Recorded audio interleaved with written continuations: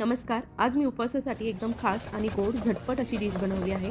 या व्हिडिओच्या शेवटी मी रेसिपीसाठी आवश्यक अशी टिप सांगितली आहे. व्हिडिओ शेवटपर्यंत नक्की बघा.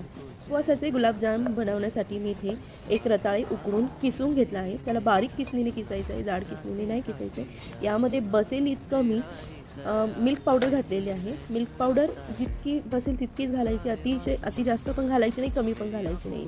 तसं गोळा मळून घ्यायचा आहे. गोळा मळल्यानंतर त्याचे बारीक काप करून ते तेलामध्ये तळून घ्यायचे आहेत. पाक बनवण्यासाठी मी 2 वाटी पाणी आणि अर्धी वाटी साखर घातली आहे. पाक तुमच्या आवडीनुसार कमी जास्त गोड करू शकता. आपले गुलाबजामुन गोल्डन ब्राऊन होऊन तळून तयार झाले आहेत. तुम्ही बघू शकता किती छान कलर आलेला आहे. आता हे गुलाबजामुन पाकामध्ये घालून घ्यायचे आहे आणि 15-20 मिनिटं त्यांना मुरत ठेवायचं आहे. आजची टीप आहे की गुलाबजामुन तळताना तेल जास्त कडकडीत करायचं नाही आहे. मध्यम आणि मंद आचेवर तेल गरम करायचं आहे आणि त्यामध्ये गुलाबजामुन तळून घ्यायचं